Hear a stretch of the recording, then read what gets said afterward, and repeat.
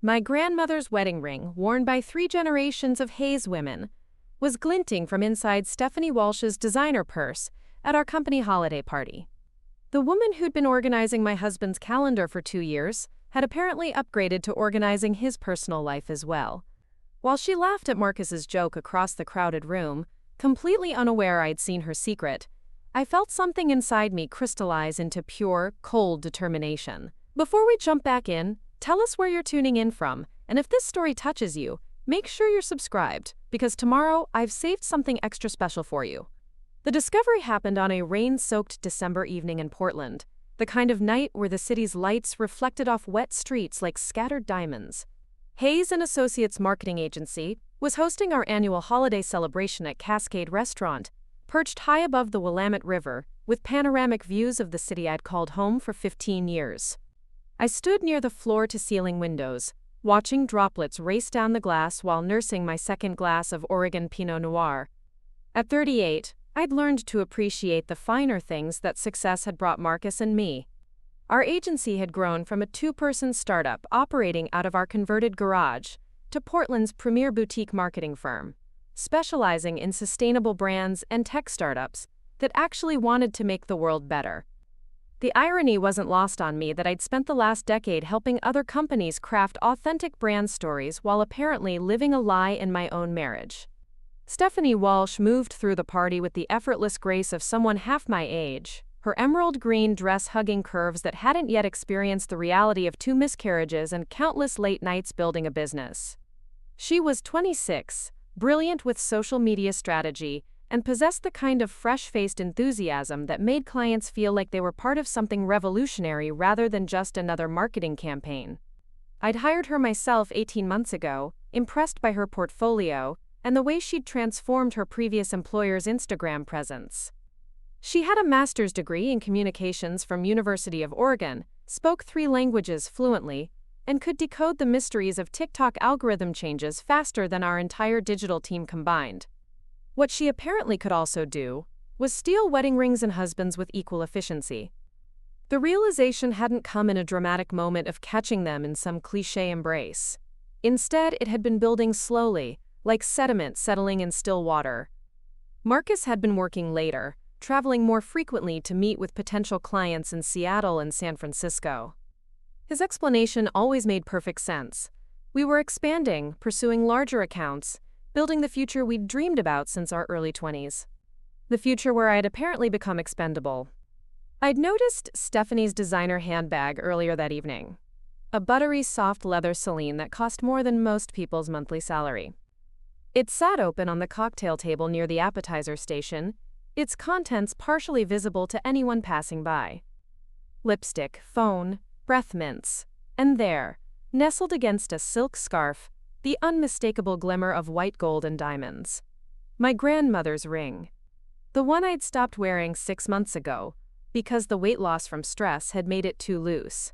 I'd placed it in my jewelry box for safekeeping, meaning to have it resized when life slowed down enough to visit the jeweler. Apparently, life had been plenty slow enough for someone else to visit my jewelry box.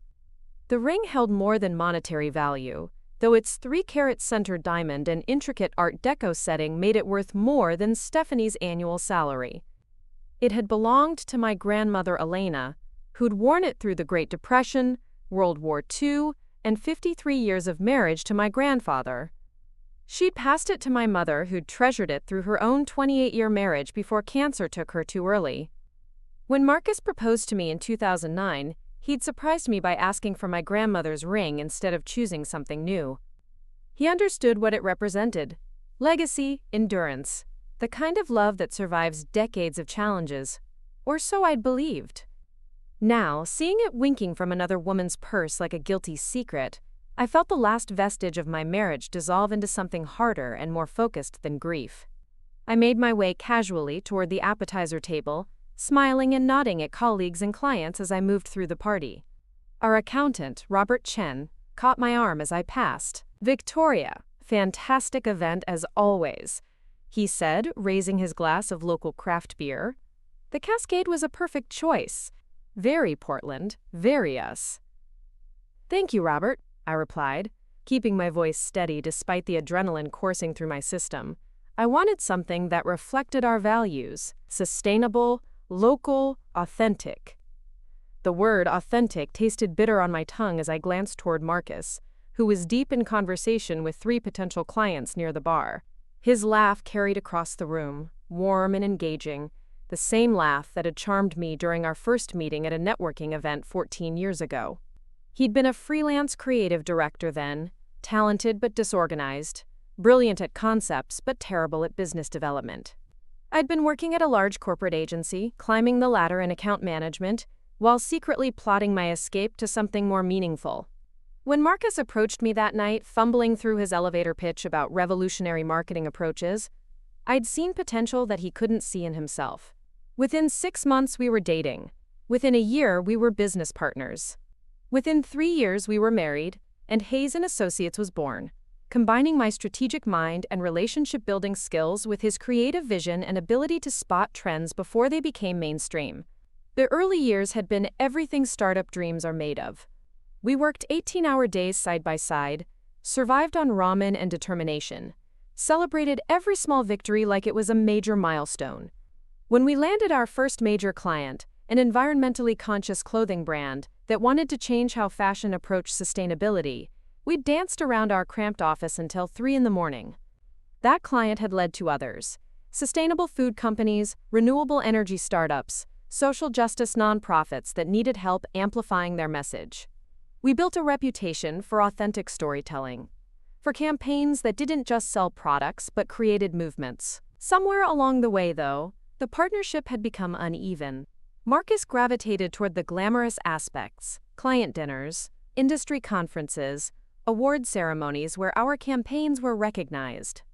I handled operations, managed the difficult clients, dealt with the financial complexities of running a growing business. It was a division of labor that made sense, I'd told myself.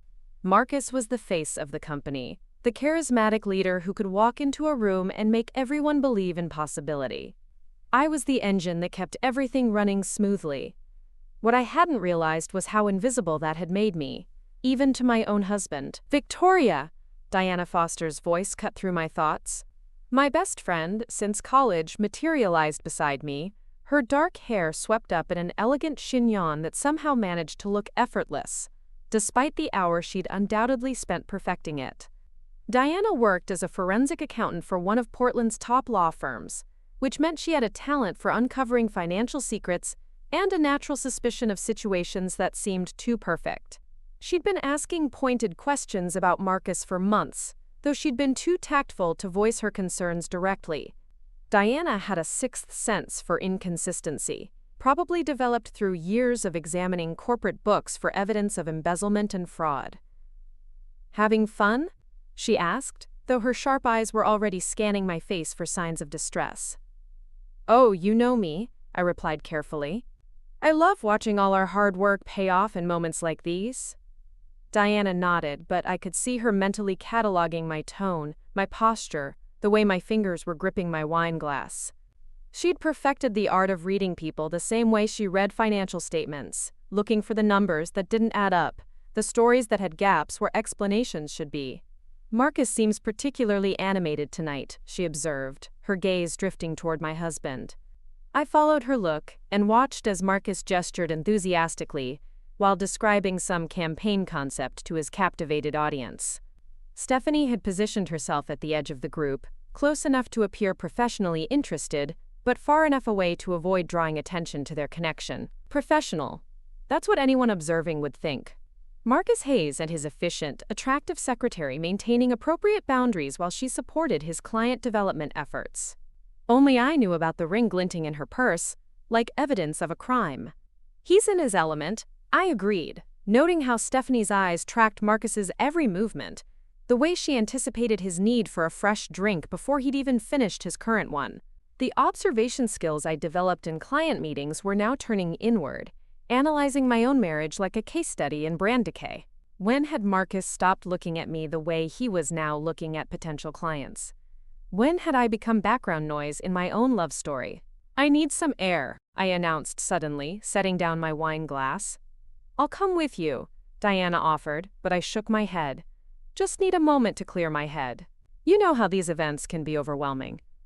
The Cascades outdoor terrace was nearly empty, most guests choosing to stay warm inside despite the restaurant's excellent heating lamps. I stepped into the cool December air, letting the mist from the river below settle on my skin like tiny pinpricks of clarity. Portland spread out beneath me, its bridges spanning the dark water-like connections between different versions of the same city. I'd always loved this view, the way it made the urban landscape look both intimate and infinite. Tonight, though, it felt like I was seeing it for the last time, or perhaps seeing it clearly for the first time in years. My phone buzzed with a text message. Marcus, where did you disappear to? The green tech founders want to meet you. Even now, even while his secretary wore my grandmother's ring, he needed me to close deals and charm clients. I was still useful to him in that capacity at least. I typed back, getting some air. Be right there. But instead of returning immediately, I stood on that terrace and made a decision that would change everything. I wasn't going to confront them tonight, wasn't going to create a scene that would become office gossip or damage our company's reputation. Instead, preparing and narrating this story took us a lot of time, so if you are enjoying it, subscribe to our channel. It means a lot to us. Now back to the story. I was going to do what I'd always done best. Develop a strategy, execute it methodically, and ensure that when the truth came out, I'd be the one controlling the narrative. Marcus had taught me something valuable over the years. Though he'd never intended the lesson, he'd shown me that in any relationship, whether personal or professional, there's always someone who has more power. Usually, it's the person who cares less, who has less to lose, who can walk away more easily. For 12 years of marriage and 9 years of business partnership, I'd been the one with more to lose. I'd invested more, sacrificed more, compromised more. I'd been the one who couldn't imagine walking away because I'd built my entire identity around being part of Marcus and Victoria, the power couple who'd created something beautiful together. But standing on that terrace, looking out at a city full of possibilities I'd forgotten to consider, I realized that having more to lose had made me powerful in ways I'd never recognized.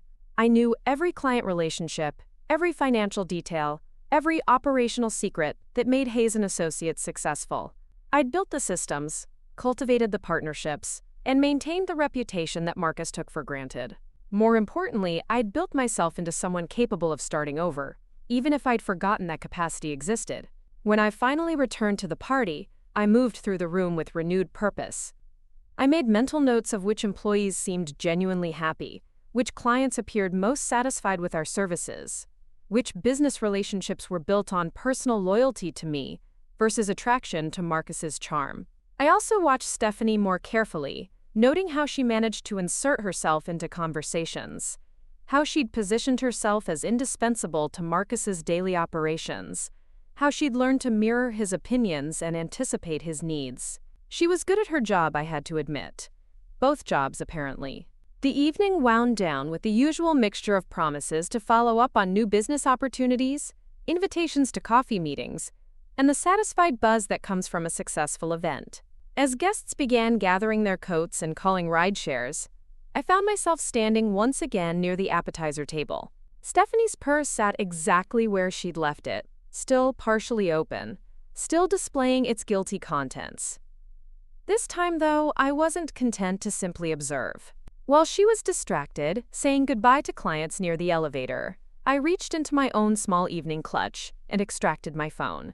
The camera function opened silently, and I carefully angled the lens to capture a clear image of my grandmother's ring resting against the silk scarf in Stephanie's bag. The photo was perfect, clear enough to show the distinctive setting, the specific arrangement of smaller diamonds around the center stone, the delicate engraving on the band that only I would know to look for. More importantly, the timestamp would prove exactly when and where I'd discovered it. Evidence. The first piece in what would become a comprehensive case file. As I slipped my phone back into my clutch, I felt something shift inside me. The hurt and betrayal were still there, but they were now accompanied by something sharper and more focused. I'd spent years helping clients navigate crisis communications, teaching them how to control narratives when their reputations were under attack. Now it was time to apply those skills to my own situation. The ride home was quiet, Marcus driving through Portland's rain-slicked streets, while classical music played softly through the car's speakers. He seemed relaxed, satisfied with the evening's success, occasionally commenting on conversations he'd had with potential clients. "The green tech founders are ready to move forward," he said as we turned into our neighborhood in the Willamette Heights. "They want to start with a complete brand overhaul, then move into a comprehensive digital strategy. Could be our biggest account yet." "That's wonderful," I replied, meaning it. Despite everything, I was still proud of what we'd built together. The success of Hayes & Associates represented years of hard work, creative problem-solving, and genuine care for our clients' success. It also represented something that would be very expensive for Marcus to lose. Our house sat at the end of a quiet cul-de-sac, a craftsman-style home we'd renovated together during the early years of our marriage. We'd spent weekends haunting architectural salvage yards, searching for period-appropriate fixtures and hardware.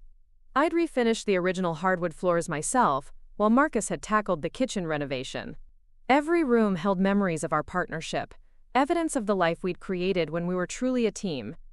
Tonight, though, walking through rooms filled with our shared history, I felt like I was seeing everything through different eyes. The furniture we'd chosen together, the art we'd collected from local artists, the photographs documenting years of adventures and achievements. It all felt simultaneously precious and temporary. "Great party tonight," Marcus said, loosening his tie as we entered our bedroom. "Stephanie did an excellent job coordinating with the restaurant. She's become invaluable." "Yes," I agreed quietly. "She certainly has." As Marcus headed to the bathroom for his nightly routine, I opened my jewelry box and confirmed what I already knew. The small velvet slot where my grandmother's ring should have been resting was empty, had been empty for weeks without my realizing it. How long had Stephanie been wearing it? How many client meetings had she attended with my family heirloom on her finger? How many times had Marcus looked at it and remembered our wedding day, our promises, our shared dreams? Or had he simply forgotten what it represented, the way he seemed to have forgotten what I represented? I changed into pajamas and went through my own bedtime routine, brushing my teeth and washing my face while my mind raced through possibilities and strategies. By the time Marcus emerged from the bathroom, I'd made several key decisions about how the next few weeks would unfold. "Everything okay?" he asked, noticing my distracted mood. "You seemed a little quiet during the drive home." "Just processing the evening," I replied truthfully. "Big events always leave me a little overwhelmed." He nodded understandingly and kissed my forehead before getting into bed. Within minutes, his breathing had settled into the steady rhythm of sleep. I lay awake much longer, staring at the ceiling and planning my next moves with the careful precision I usually reserve for major client campaigns.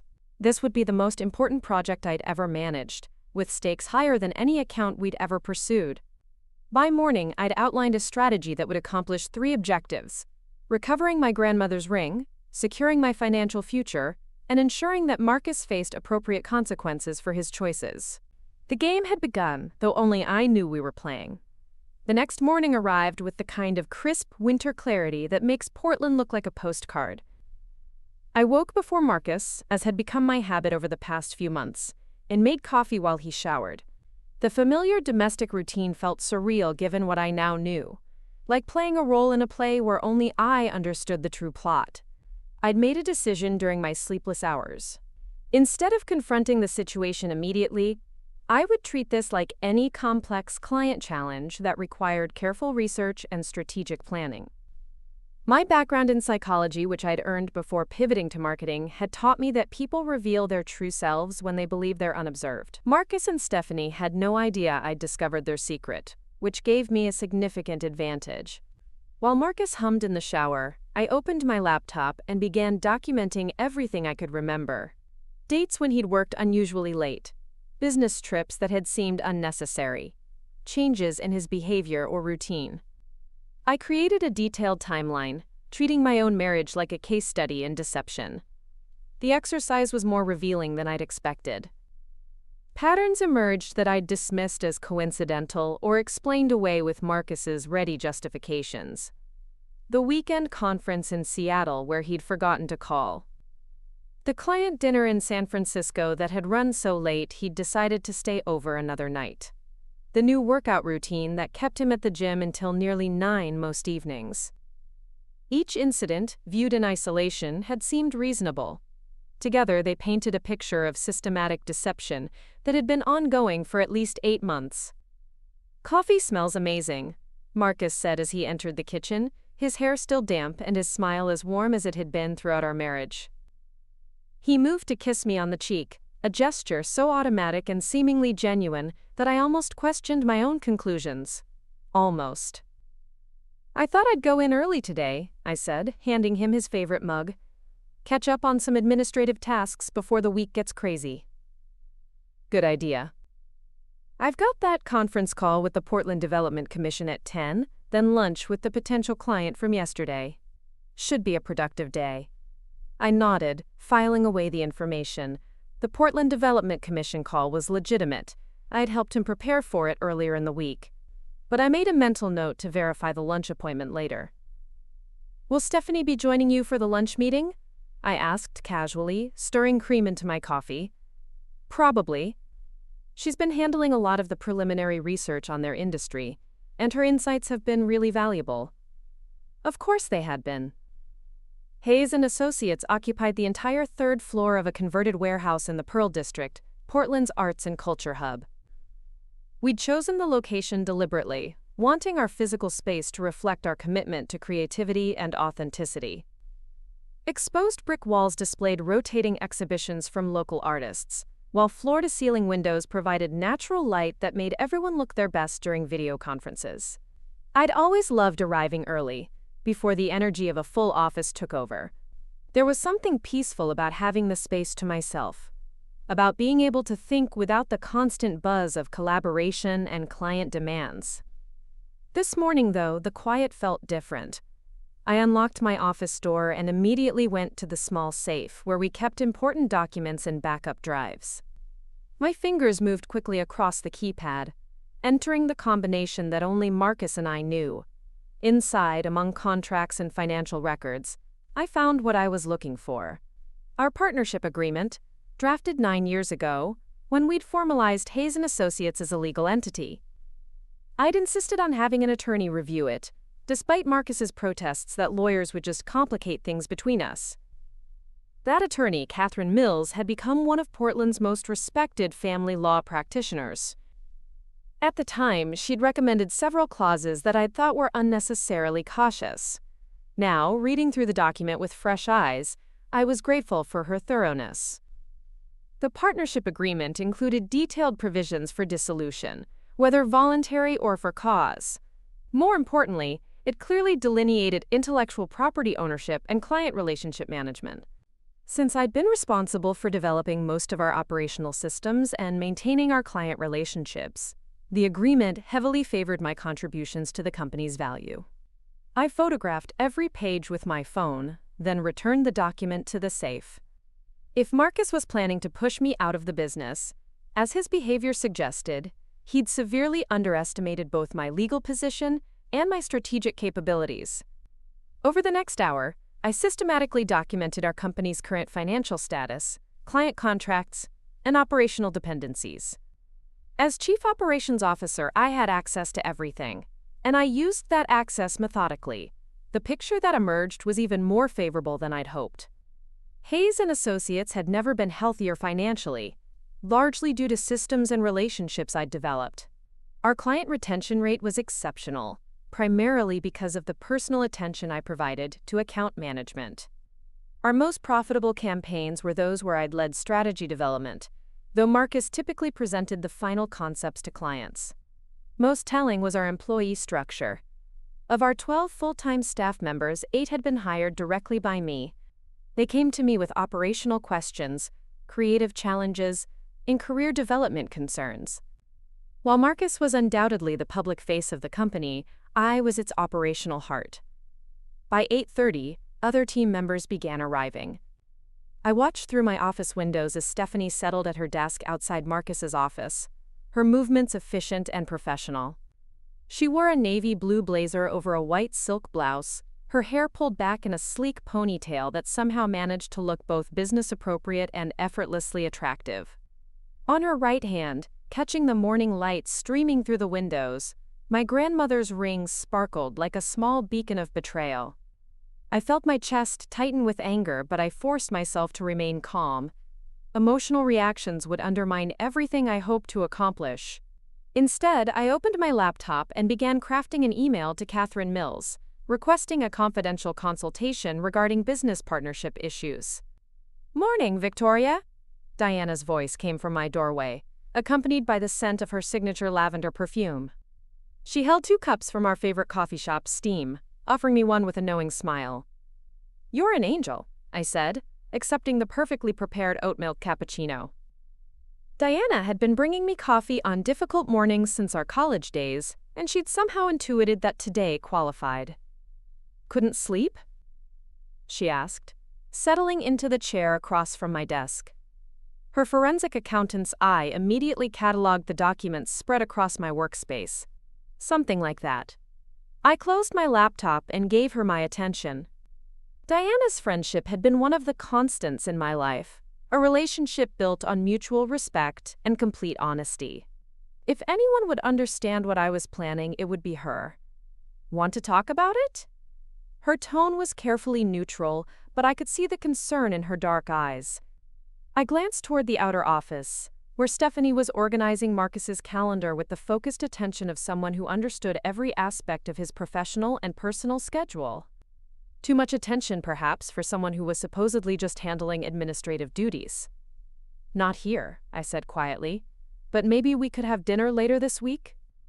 Somewhere private where we could catch up properly?" Diana nodded, understanding immediately that I was asking for more than casual conversation. "Tomorrow night? My place? I'll cook something that pairs well with serious discussions." "Perfect." After Diana left, I spent the morning immersed in client work, responding to emails and reviewing campaign proposals. The familiar rhythm of problem-solving and strategic thinking helped center me, reminding me of capabilities I developed long before Marcus entered my life.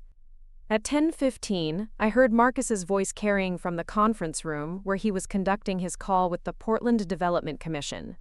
His presentation style was polished and engaging, the same qualities that had first attracted me to him. He had a gift for making complex marketing strategies sound both innovative and inevitable. Stephanie hovered near the conference room door, presumably ready to provide any materials Marcus might need. Her dedication to his success would have seemed admirable if I hadn't known about the ring on her finger and the deeper betrayal it represented. Just before noon, I watched through my office window as Marcus and Stephanie left together for his lunch appointment. They maintained professional distance as they walked toward the elevator, but I noticed how Stephanie adjusted her pace to match his exactly. How she tilted her head when he spoke, how she laughed at something he said just as the elevator doors closed. Body language didn't lie, and theirs told a story of intimacy that extended far beyond administrative support. As soon as they were gone, I made my move. Marcus's office door was locked, but I had a master key as co-owner of the business. His computer was password protected, but I knew his habits well enough to guess the likely combination. Marcus had always been terrible at digital security, using variations of the same basic password for everything. After 3 attempts, I gained access to his email and calendar systems. What I found exceeded even my worst suspicions. The email exchanges between Marcus and Stephanie went back nearly a year, beginning with what appeared to be legitimate work discussions but gradually evolving into something far more personal. By last spring, the professional veneer had completely disappeared, replaced by messages that made me nauseous to read. More disturbing were the discussions about restructuring the company and transitioning leadership responsibilities. Marcus had been planning to marginalize my role for months, apparently with Stephanie's encouragement and strategic input. One particular email thread from October made my hands shake with rage.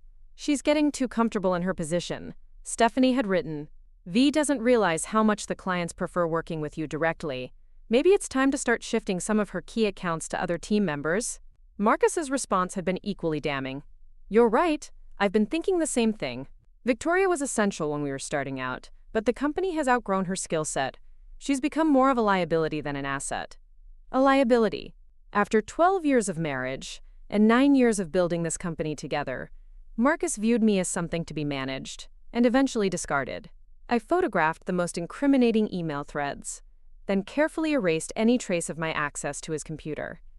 By the time Marcus and Stephanie returned from their lunch, I was back in my office, appearing to be deeply focused on a campaign proposal for a sustainable packaging company.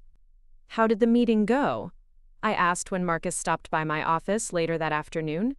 "Excellent. They're ready to move forward with a comprehensive branding package." Stephanie's research on their target demographics was spot on. He beamed with satisfaction, either unaware or unconcerned that he was praising another woman's work while standing in his wife's office. "Wonderful. I'll start preparing the contract paperwork." "Actually," Marcus said, his tone shifting slightly, "I was thinking Stephanie could handle the account management on this one. She's developed such good rapport with their team, and it would be a great opportunity for her professional development." There it was, the beginning of my systematic removal from client relationships I'd helped cultivate. "Of course," I replied smoothly. "Whatever you think is best for the client." Marcus smiled, apparently relieved that I wasn't questioning his decision. He'd grown accustomed to my accommodation, my willingness to step aside for the supposed greater good of our business. That evening, I stayed late at the office, claiming I needed to finish some year-end financial analysis. In reality, I was conducting a thorough audit of our business relationships, identifying which clients had stronger connections to me versus Marcus, which employees would be loyal to whom in a potential split, and what our company would be worth in various dissolution scenarios. The numbers were enlightening. Hayes & Associates was worth significantly more than Marcus probably realized, largely due to long-term contracts I'd negotiated and operational efficiencies I'd implemented. More importantly, our client retention rate was directly correlated with my involvement in account management. Accounts I managed personally had a 97% retention rate. Those Marcus handled primarily had a retention rate of 73%. The difference represented hundreds of thousands of dollars in annual revenue. By 9 o'clock, I'd created a comprehensive analysis of our business that would serve as the foundation for whatever legal proceedings might follow. I encrypted the files and stored them in a secure cloud account that Marcus couldn't access. The drive home took me through downtown Portland, past the restaurants and shops where Marcus and I had spent countless evenings during our early years together. The city looked different now, not because it had changed, but because my relationship with it had been fundamentally altered. I was no longer half of a couple navigating life together. I was an individual preparing to reclaim my independence, even if Marcus didn't know it yet. At home, I found Marcus in his study, working on his laptop with unusual intensity. When I appeared in the doorway, he quickly minimized whatever he'd been viewing. "Working late again?" I asked. "Just finishing up some notes from today's meetings. You know how it is." I did know how it was, though probably not in the way he intended. Later that night, as Marcus slept beside me, I lay awake planning my next moves. Tomorrow, I would call Catherine Mills and begin the formal process of protecting my interests. I would also reach out to Thomas Rivera, a private investigator whose services I'd used occasionally for client background checks. If Marcus wanted to play games with my marriage and my business, I would ensure that I held all the winning cards when the final hand was revealed. The naive, accommodating Victoria, who had built her identity around being a supportive partner, was gone, replaced by someone who understood that survival sometimes requires strategic warfare. My grandmother's ring might be on another woman's finger, but the legacy it represented, strength, endurance, and the refusal to be diminished by others, betrayal, lived on in me. The real game was just beginning. Catherine Mills' law office occupied the top floor of a historic building in downtown Portland, with windows that offered commanding views of the Willamette River and Mount Hood in the distance. I'd chosen to meet her there rather than at Hayes & Associates, knowing that privacy would be essential for what I needed to discuss. Catherine greeted me with the same sharp intelligence I remembered from our initial business formation meetings 9 years ago. She'd aged gracefully, her silver hair now worn in an elegant bob that complemented her no-nonsense demeanor. As one of Portland's most successful family law attorneys, she'd built a reputation for protecting her clients' interests with ruthless efficiency while maintaining complete discretion. "Victoria, it's wonderful to see you again," she said, gesturing toward the comfortable seating area near her office windows. Though I suspect this isn't entirely a social call. Unfortunately not.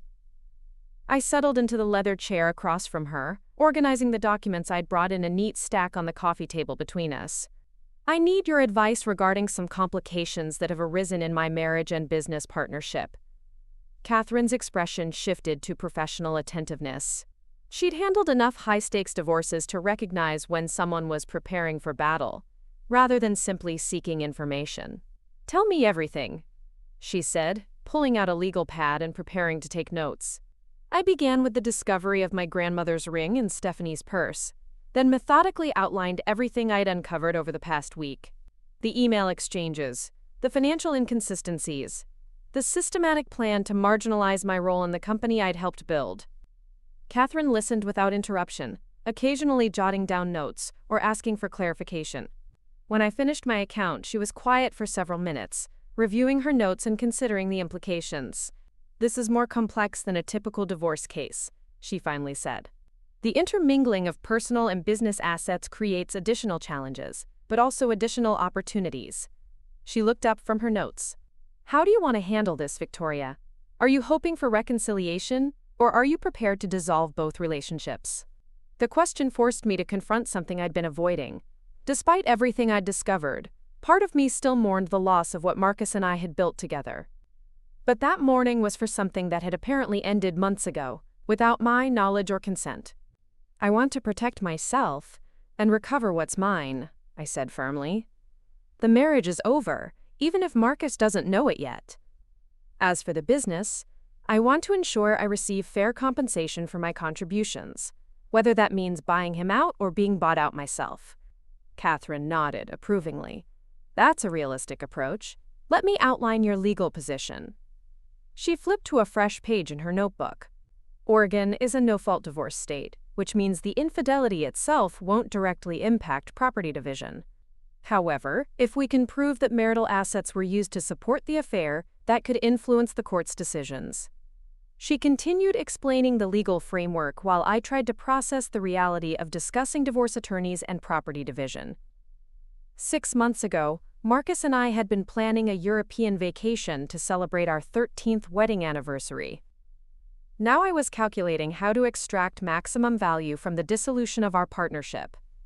"The business partnership is where you have significant leverage," Catherine continued. "Your original agreement is extremely well structured, largely because you insisted on proper legal documentation. The intellectual property clauses alone could entitle you to substantial compensation."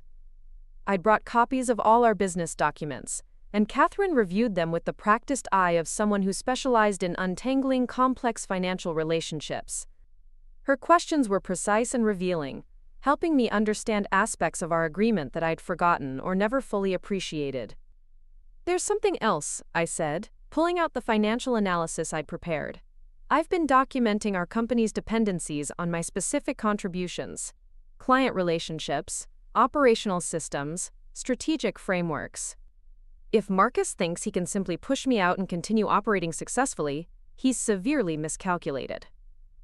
Catherine examined my analysis with growing interest. "This is excellent work, Victoria. Very thorough." She looked up at me with newfound respect. "Have you considered that you might not want to be bought out? Based on these numbers, you could make a strong case for buying Marcus out instead." The possibility hadn't occurred to me, but as Catherine outlined the potential scenario, I felt something shift in my thinking. Why should I be the one to leave? Hayes & Associates was as much my creation as Marcus's, arguably more so given my operational contributions. "I'd need additional evidence of the affair and the business misconduct," Catherine continued. "Documentation that clearly establishes a pattern of behavior that's detrimental to the company's interests." "I can get that," I said, thinking about Thomas Rivera and the investigative services he could provide. "Good. In the meantime, I recommend that you begin protecting your interests proactively. Document everything, maintain copies of all important records, and start building a paper trail that establishes your essential role in the company's success." We spent another hour discussing strategy, timelines, and potential outcomes. By the time I left Catherine's office, I had a clear action plan and, more importantly, a renewed sense of confidence in my ability to navigate this crisis successfully.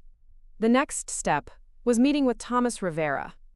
His office was located in an unremarkable building in southeast Portland, the kind of place that specialized in discretion rather than impressive appearances. Thomas had worked as a detective with the Portland Police Bureau for 15 years before starting his private investigation firm, and his law enforcement background showed in his methodical approach to gathering evidence. "Mrs. Hayes," he said, shaking my hand with a firm grip. "Catherine Mills spoke very highly of you when she called to make the introduction." Thomas was in his early 50s, with graying hair and the kind of steady demeanor that inspired confidence. His office walls displayed certificates from various professional organizations, along with commendations from his police career. "I need help documenting an extramarital affair," I said directly. "But this isn't just about infidelity. There are business implications that make the situation more complicated." I explained the situation while Thomas took detailed notes, asking occasional questions about timelines, locations, and the specific evidence I'd already gathered. When I mentioned finding my grandmother's ring in Stephanie's possession, his eyebrows rose slightly. "That's theft, potentially," he said, "depending on how she acquired it and whether your husband gave it to her knowingly." The possibility hadn't occurred to me, but Thomas was right. If Marcus had taken my ring without permission and given it to Stephanie, that could constitute theft under Oregon law. If Stephanie had taken it herself, the legal implications were even more serious. "I can provide surveillance documentation of their relationship," Thomas continued. "Meeting locations, frequency of contact, evidence of intimate behavior. I can also investigate the business side, looking for inappropriate use of company resources or funds to support the affair." We discussed his methods and timeline. Thomas estimated that he could provide comprehensive documentation within 2 to 3 weeks, depending on how frequently Marcus and Stephanie met outside the office. "One piece of advice," he said as our meeting concluded, "don't change your behavior patterns yet. If they suspect you know about the affair, they might become more careful about covering their tracks. Better to let them continue believing they're undetected while we gather evidence." The advice made sense, though it meant continuing to pretend ignorance while watching Marcus and Stephanie interact at the office every day. I'd become an actor in my own life, playing the role of the unsuspecting wife while secretly building a case against my husband and his lover. That evening, I had dinner with Diana as planned. She'd prepared her famous butternut squash risotto, along with a bottle of Oregon Pinot Noir that paired perfectly with both the food and the serious conversation I needed to have. "You look different," Diana said as we settled in her living room after dinner. "More focused somehow. Like you've made a decision about something." Diana's apartment reflected her personality perfectly. Clean lines, expensive furniture, and carefully chosen art that created an atmosphere of sophisticated comfort. She'd never married, preferring to focus on her career and maintaining her independence. Tonight, I envied that clarity. "I have made a decision," I said, accepting the wine glass she offered. Several decisions, actually. I told Diana everything, from the ring discovery to my meetings with Catherine and Thomas. She listened with the same analytical attention she brought to her forensic accounting work, occasionally asking questions that helped me clarify my thinking. "I'm not surprised," she said when I finished. "I've been watching Marcus change over the past year. More secretive, more focused on appearances, less considerate of your contributions to conversations. Classic signs of someone who's emotionally disengaging from their primary relationship." "Why didn't you say something?" Diana swirled her wine thoughtfully. "What could I have said? I think your husband might be cheating based on subtle behavioral changes.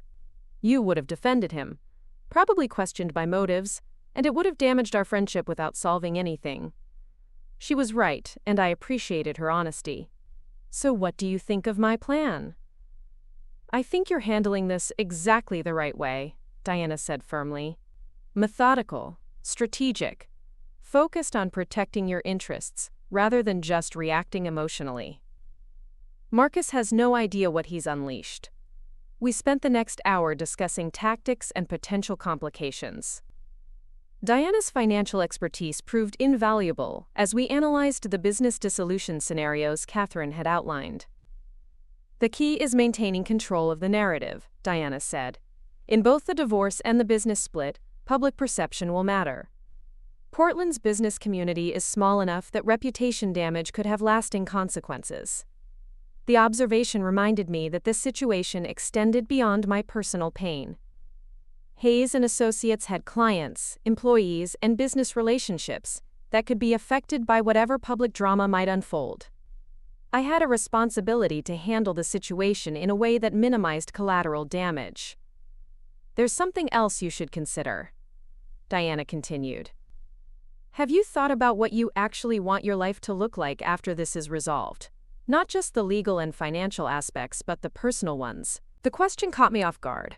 I'd been so focused on evidence gathering and strategic planning that I hadn't spent much time imagining what success would actually mean. I want my grandmother's ring back, I said immediately, and I want recognition for my contributions to our company's success. But beyond that, I paused, considering. I want to stop feeling like a supporting character in my own life story. Diana smiled. Now that sounds like the Victoria I knew in college. The one who was going to conquer the business world before she got sidetracked by love and compromise. Her words stung because they contained truth. I had compromised, again and again, telling myself it was for the greater good of our relationship and our business. But compromise only works when both parties are sacrificing equally, and I was beginning to understand how one-sided our arrangement had become.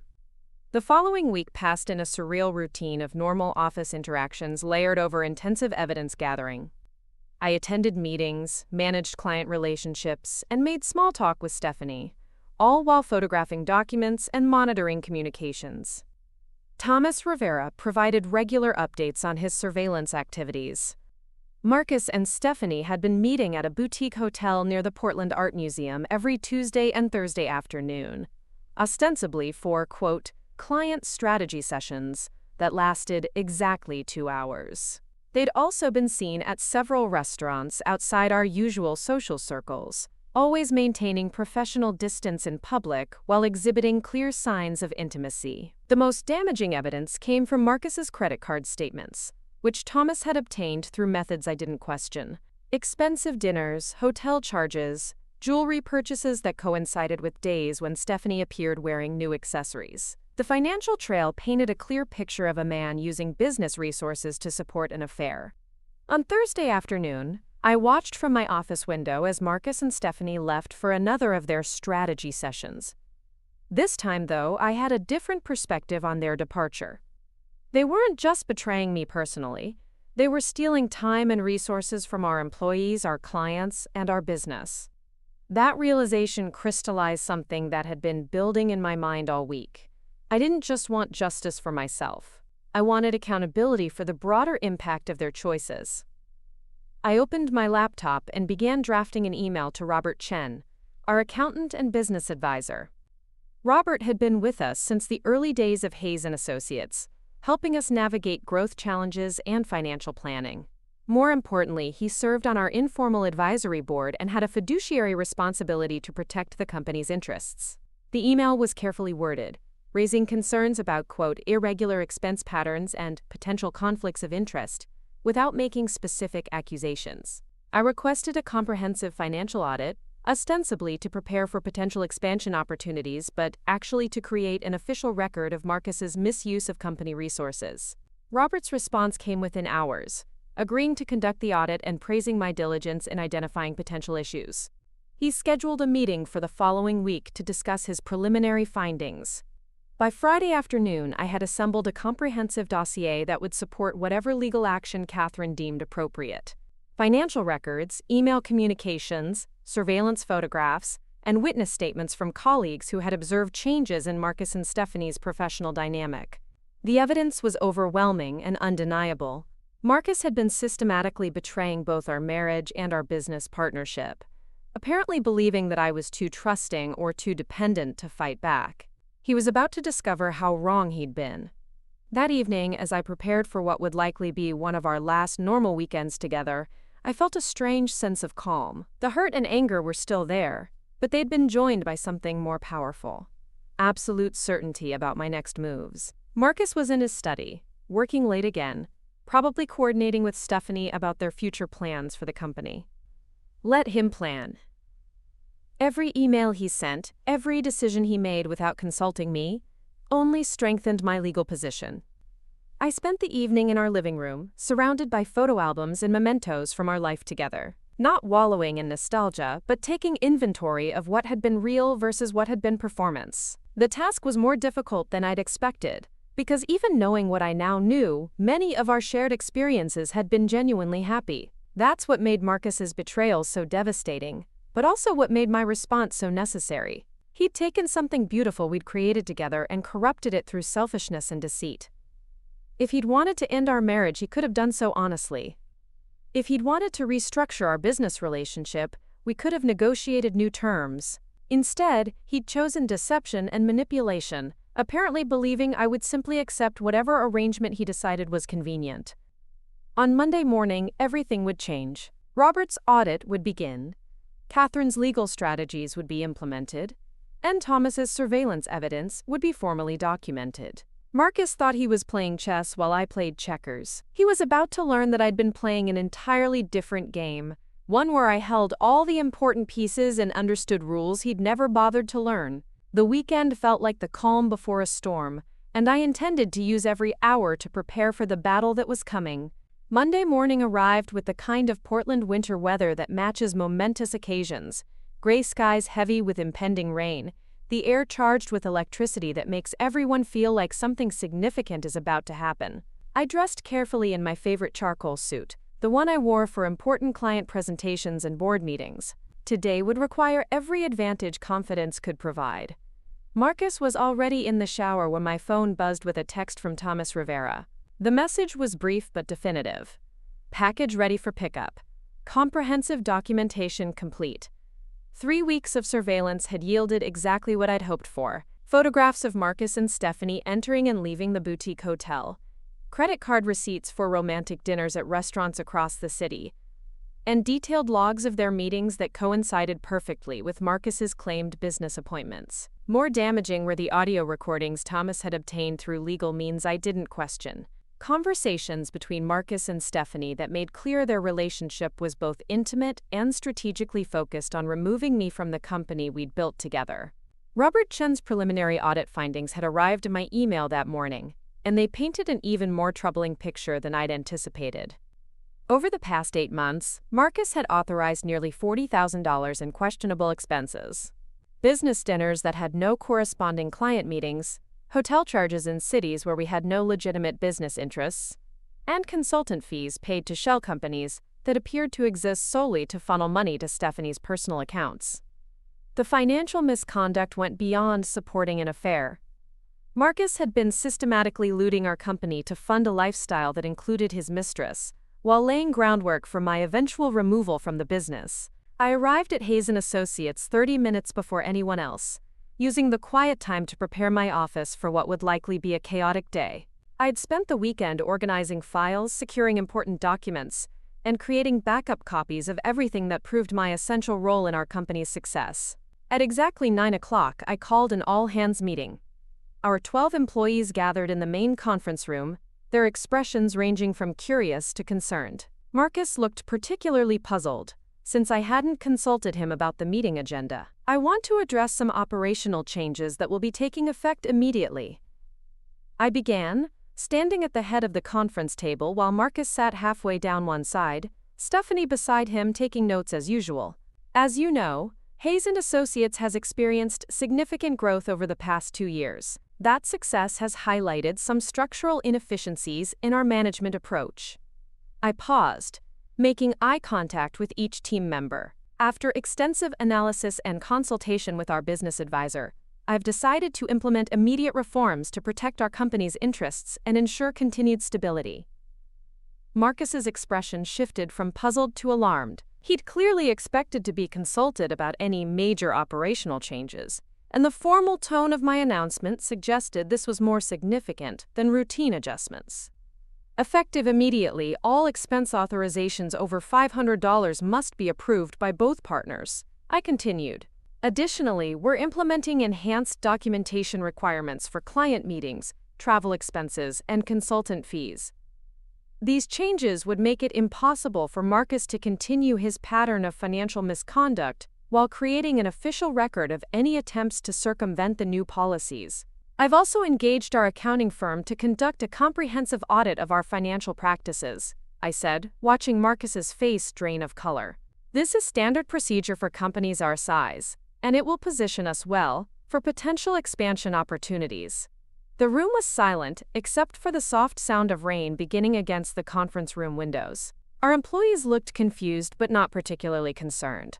These changes would barely affect their daily responsibilities. Marcus, however, understood exactly what I was doing. "Victoria," he said, his voice carefully controlled, "perhaps we should discuss these changes privately before implementing them company-wide."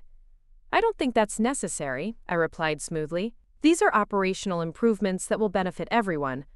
I turned back to the team. "Robert Chen, from Chen & Associates, will be conducting interviews with each of you over the next 2 weeks. Please provide him with complete cooperation." The meeting concluded with routine updates about ongoing client projects, but the atmosphere remained tense. As employees filed out, Marcus lingered, his jaw set in the expression I recognized as barely controlled anger. "My office," he said tersely. "Now." I followed him calmly, noting how Stephanie's eyes tracked our movement with obvious anxiety. She understood that her comfortable position was about to become far more complicated. Marcus closed his office door and turned to face me, his usual charm completely absent. "What the hell do you think you're doing?"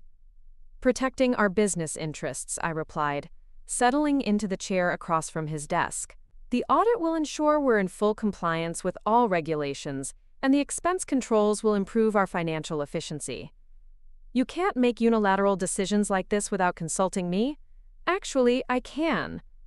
I pulled out a copy of our partnership agreement, the same document I'd studied so carefully weeks earlier. Section 12, subsection 4 gives either partner authority to implement operational safeguards if they believe the company's interests are at risk.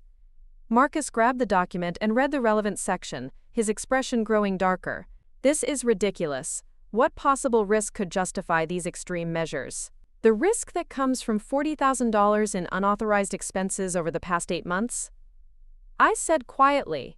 "The risk that comes from using company resources to support activities that have nothing to do with legitimate business purposes." The words hung between us like an accusation neither of us was quite ready to acknowledge directly. Marcus's face went through several expressions: shock, calculation, and finally a kind of resigned understanding. "You know," he said simply, "I know everything." I reached into my briefcase and placed a manila folder on his desk. Email communications, financial records, surveillance photographs, witness statements, everything, Marcus. He opened the folder with trembling hands, and I watched his face as he absorbed the comprehensive evidence of his betrayal. Photographs of him and Stephanie at the boutique hotel, printouts of their intimate email exchanges, copies of credit card statements showing dinners and gifts that had been charged to our business accounts. The most damaging document was a transcript of their conversation from the previous Thursday, recorded by Thomas Rivera through methods that would hold up in court. Marcus and Stephanie discussing their timeline for, quote, transitioning Victoria out of active management and, quote, restructuring the partnership to better reflect current realities. "How long have you known?" Marcus asked, his voice barely audible. "Long enough to protect myself legally and financially." I retrieved the folder and returned it to my briefcase. "Long enough to understand that this isn't just about infidelity. You've been planning to steal my company." "It's not your company," Marcus snapped, some of his defensive anger returning. "We built this together." "Yes, we did.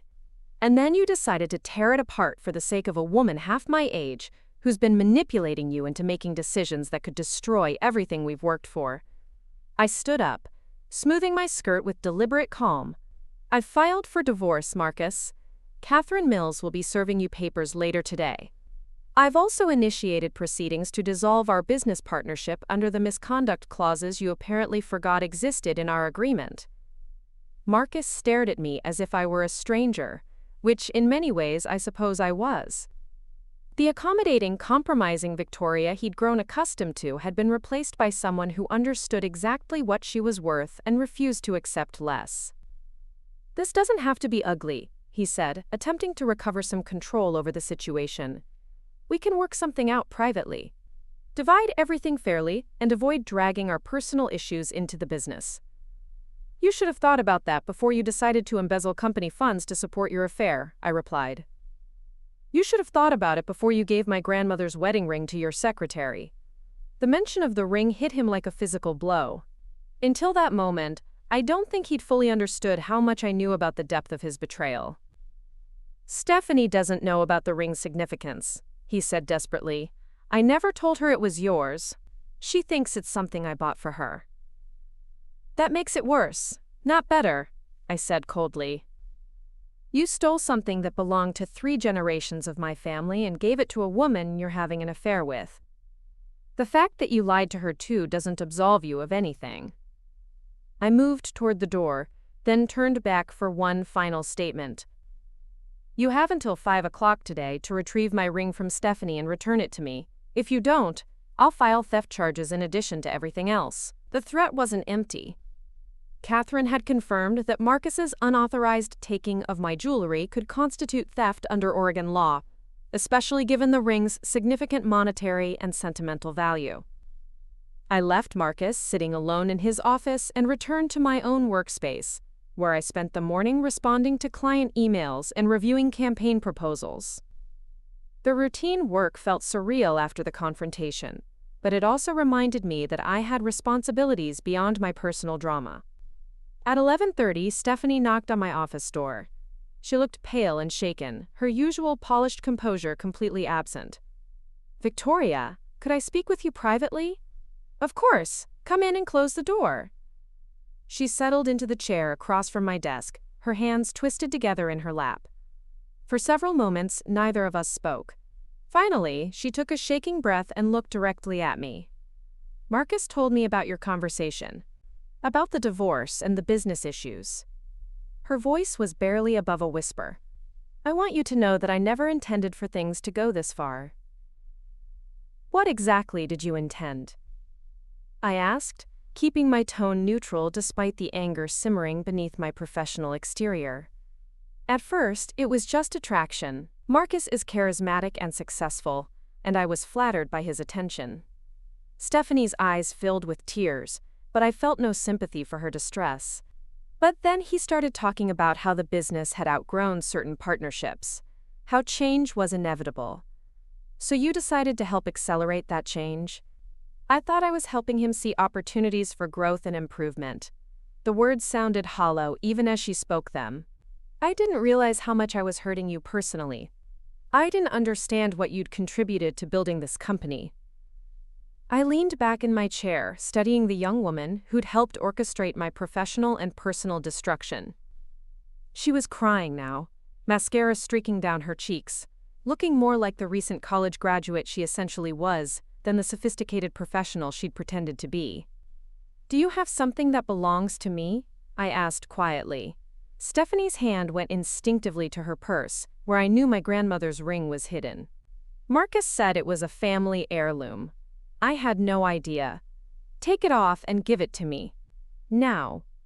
With trembling fingers, Stephanie removed the ring from her right hand and placed it on my desk. Even in the fluorescent office lighting, the diamonds caught the light beautifully, their fire undimmed by the betrayal they'd witnessed. I picked up the ring and examined it carefully, noting that it didn't appear to have been damaged during its time away from me.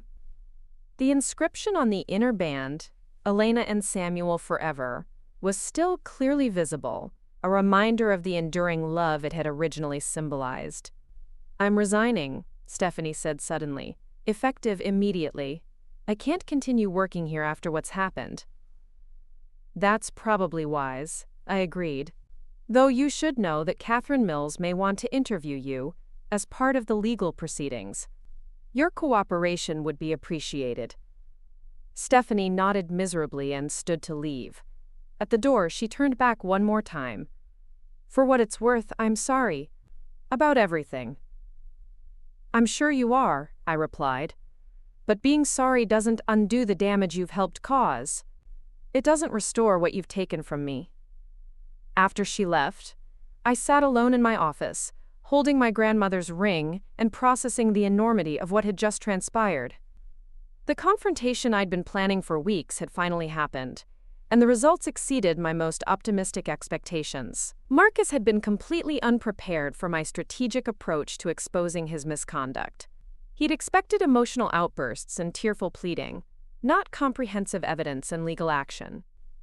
Stephanie had been equally unprepared for the consequences of her choices, apparently believing that youth and attraction provided immunity from accountability. Both of them had underestimated me completely, viewing me as an obstacle to be managed, rather than a formidable opponent capable of methodical retaliation. The afternoon brought a parade of developments that confirmed how thoroughly I'd planned this confrontation. Catherine Mills called to confirm that divorce papers had been served to Marcus at the office, creating an official record of his receipt in front of multiple witnesses. Robert Chen arrived to begin formal interviews with our staff, starting with a comprehensive review of all financial records and expense reports. Most satisfying was the arrival of Detective Sarah Morrison from Portland Police Bureau's Financial Crimes Unit. Thomas Rivera had provided her with evidence of Marcus's misuse of company funds, and she'd obtained a warrant to examine our business accounts and credit card records. Marcus spent the afternoon in increasingly frantic phone calls with attorneys, accountants, and presumably Stephanie, trying to understand the scope of the legal jeopardy he'd created for himself. I could hear his raised voice through our adjoining office walls, alternating between panic and rage as the full implications of his choices became clear. At 4 o'clock, he appeared in my doorway one final time, his face haggard and his expensive suit wrinkled from stress. "This is going to destroy both of us," he said wearily. "The business, our reputations, everything we've built together." "No," I corrected him. "This is going to destroy you. I've spent weeks protecting myself and securing my interests. You've spent months creating evidence of your own misconduct. What do you want, Victoria? What will it take to resolve this without completely destroying our lives?" I considered his question carefully. The truth was that I wanted justice, accountability, and recognition for everything I'd contributed to our success. But I also wanted to move forward with my life, rather than being trapped in endless legal battles. "I want controlling interest in Hayes & Associates, with fair compensation for your equity share," I said finally. "I want public acknowledgement of my role in building this company. And I want you to face appropriate consequences for stealing from our business and our marriage." Marcus slumped against the doorframe, finally understanding that I held all the leverage in this situation. "And if I agree to those terms? Then we can negotiate a settlement that allows both of us to move forward with some dignity intact. If you don't, then we'll let the courts and the criminal justice system sort everything out." The choice was entirely his, though we both knew which option served his interests better. Fighting me would mean exposing the full extent of his misconduct to public scrutiny, facing potential criminal charges, and likely losing everything anyway. Cooperating would allow him to salvage something from the wreckage of his own making, though far less than he'd apparently planned to take from me. As evening approached and our employees began leaving for the day, I remained in my office, working steadily through client matters and administrative tasks. The normalcy of routine business felt therapeutic after the intensity of confrontation and revelation. My grandmother's ring sat on my desk where I could see it, a tangible reminder that justice was possible even when betrayal felt overwhelming. 3 generations of strong women had worn this ring through challenges that made my situation seem manageable by comparison.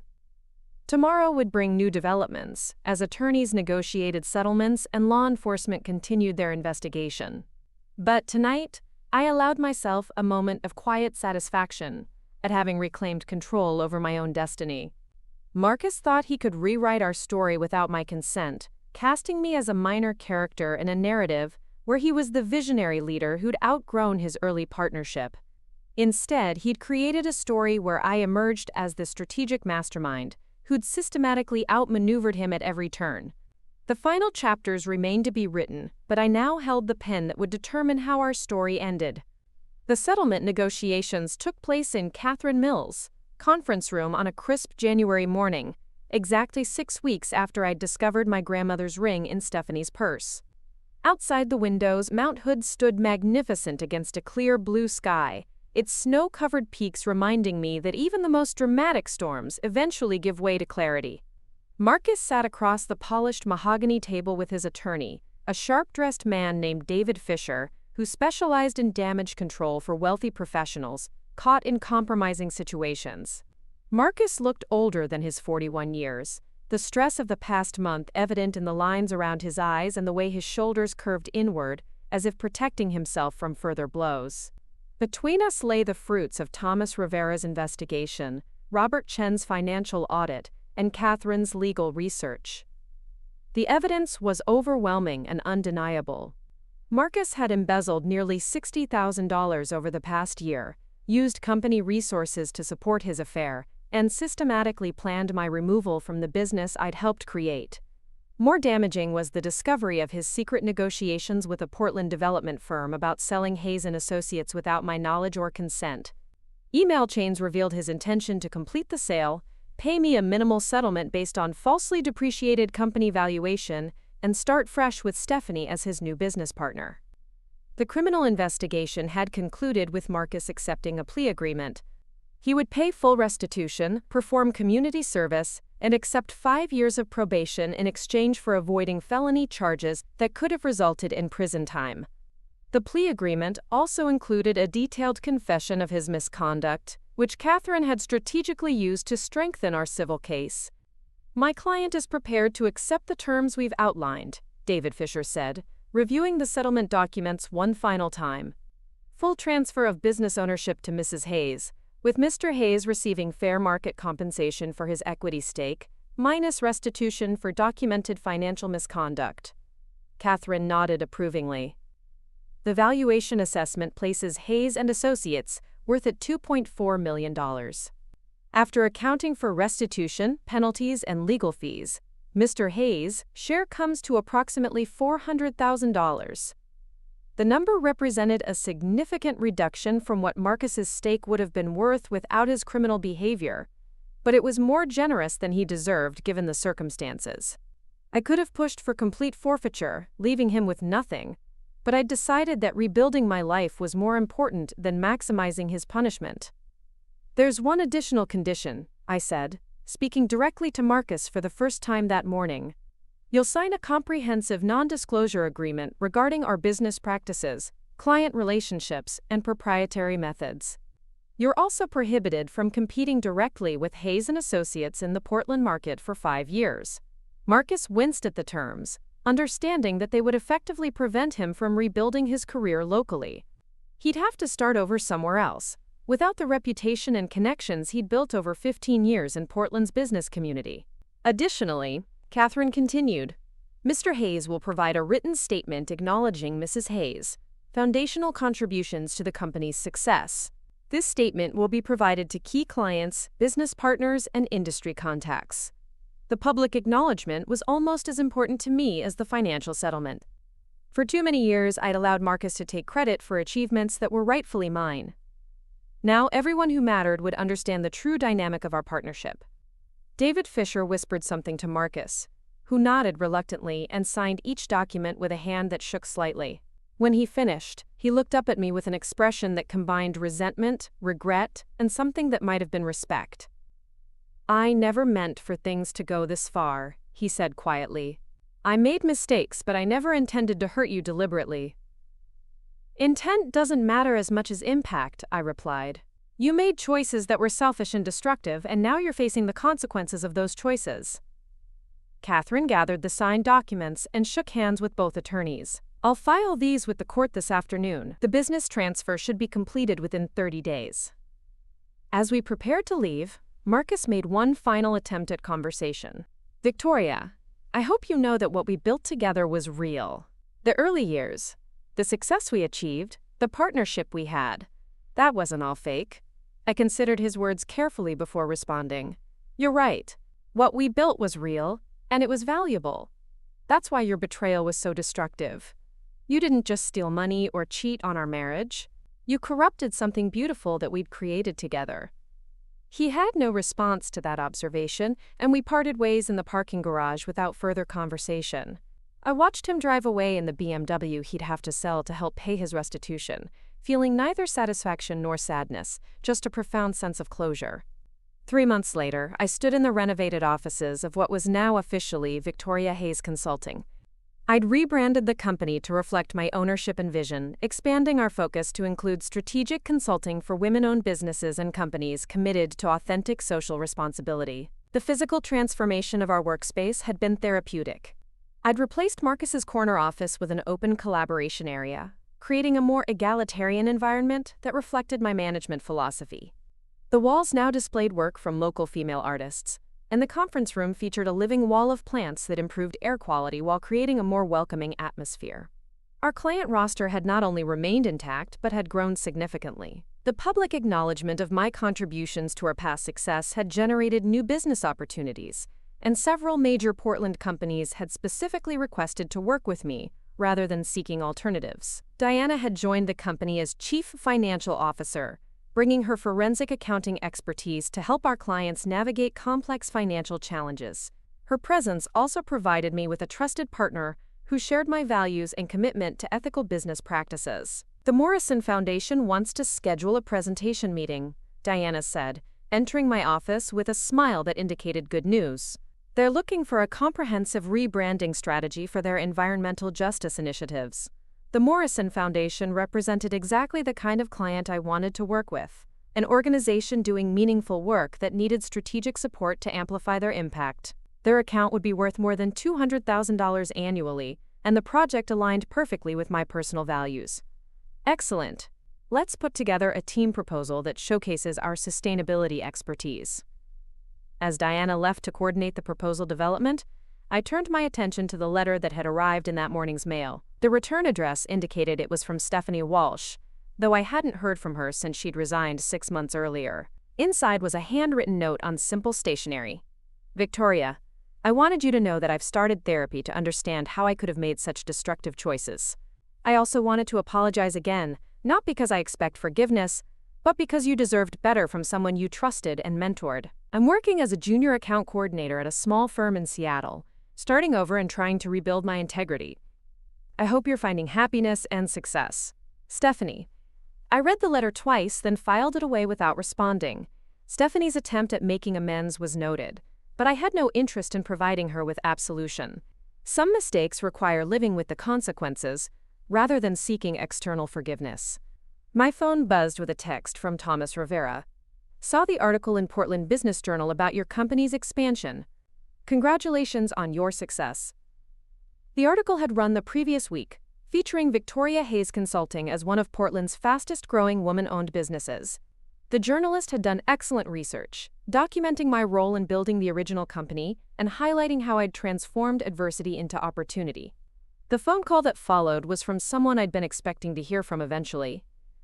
Victoria, this is Elena Rodriguez from Northwest Business Weekly.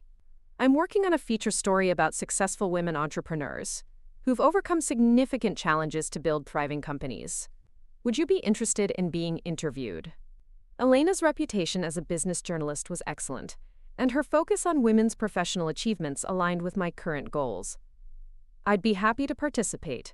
What kind of timeline are you working with? I'm hoping to publish the piece next month. It would involve a comprehensive interview about your business philosophy, your journey from partnership to sole ownership, and your advice for other women facing similar challenges.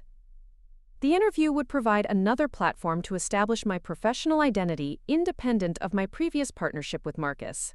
More importantly, it would allow me to share insights that might help other women navigate similar situations. 2 weeks later, I sat in Elena's office in the Pearl District, surrounded by awards and photographs that documented her 15-year career covering Portland's business community. She'd clearly done her homework, asking thoughtful questions about strategic decision-making, crisis management, and the psychology of professional transformation. What would you say was the most important lesson you learned from your experience? Elena asked toward the end of our conversation. I considered the question carefully. I learned that accommodation isn't the same as partnership.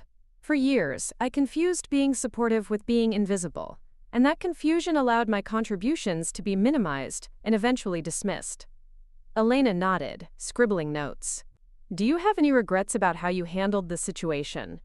I regret not recognizing the warning signs earlier. I regret not trusting my instincts when I first suspected something was wrong. I paused, thinking about the months of evidence gathering and strategic planning. But I don't regret fighting back when I finally understood what was happening. The interview concluded with Elena asking about my future plans. I described my vision for Victoria Hayes Consulting as a company that would help other businesses tell authentic stories while building sustainable success. We're particularly interested in working with women entrepreneurs and companies that are committed to making positive social impact, I explained. I want to use everything I've learned about strategic communication to amplify voices that deserve to be heard. A month after the interview was published, I received an unexpected phone call from Margaret Chen, Robert's sister and a prominent venture capitalist in Seattle. Victoria, I read the Business Weekly article about your company. I'm impressed by your growth trajectory and your focus on social responsibility. Margaret's voice carried the confidence of someone accustomed to making significant financial decisions. I'd like to discuss potential investment opportunities. The conversation that followed was fascinating and flattering. Margaret's firm specialized in supporting women-owned businesses, with strong growth potential and clear social missions. She believed Victoria Hayes Consulting could expand regionally, providing strategic services to companies throughout the Pacific Northwest. I'm thinking about a $2 million investment for 40% equity, she said. That would give you the capital to hire additional staff, open a Seattle office, and pursue larger contracts while maintaining your core values. The offer represented validation beyond anything I'd imagined when I first discovered my grandmother's ring in Stephanie's purse. Not only had I survived Marcus's betrayal, but I'd transformed the experience into professional success that exceeded our original partnership. That evening, I called Diana to discuss the investment opportunity. We met at our favorite restaurant in Hawthorne District, the same place where I'd often come to think during the darkest days of my marriage's dissolution. It's an incredible opportunity, Diana said after I'd outlined Margaret's proposal. But are you ready to have a business partner again? Even a financial partner who wouldn't be involved in daily operations?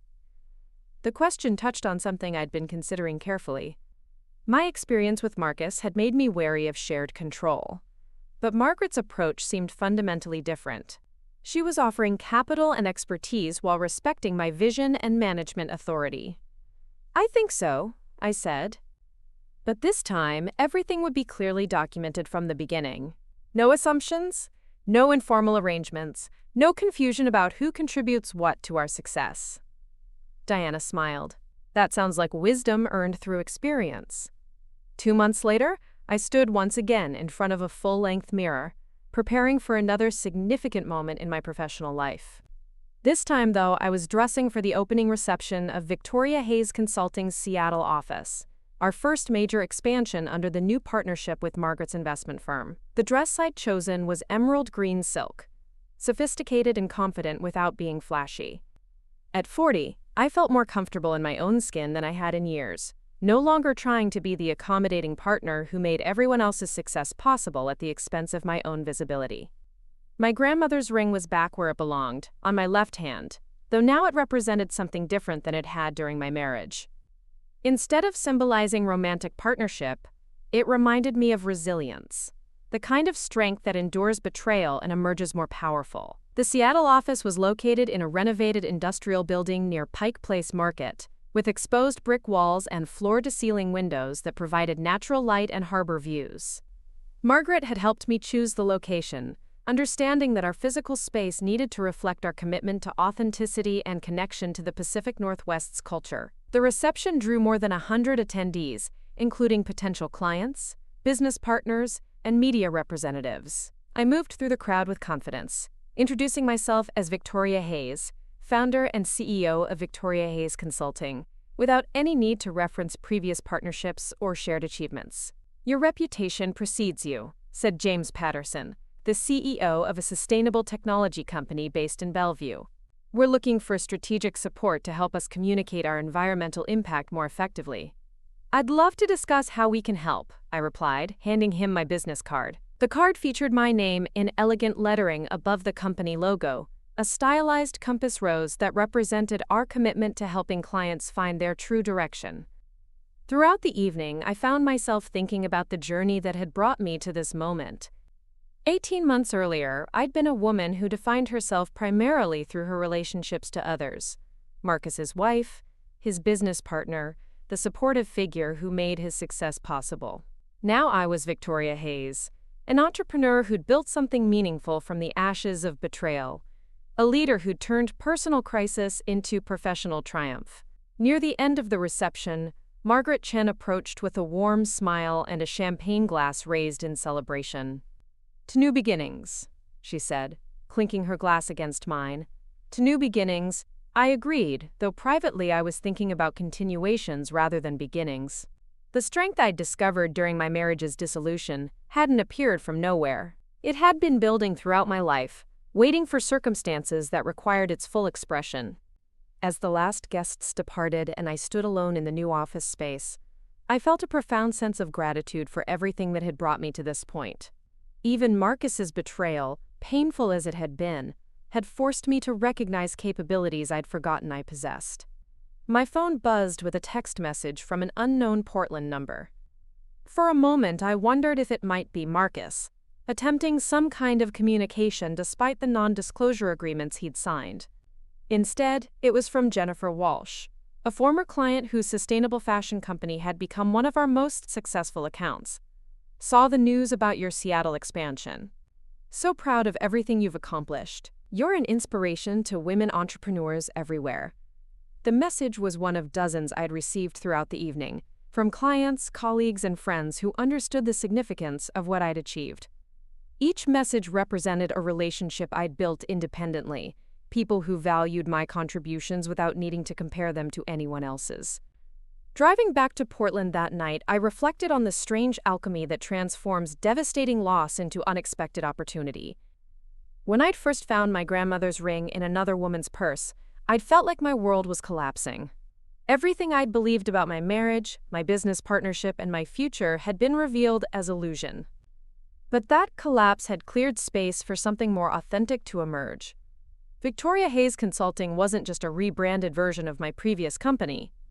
It was a completely new creation, built on values I'd discovered through adversity and relationships I'd cultivated through integrity.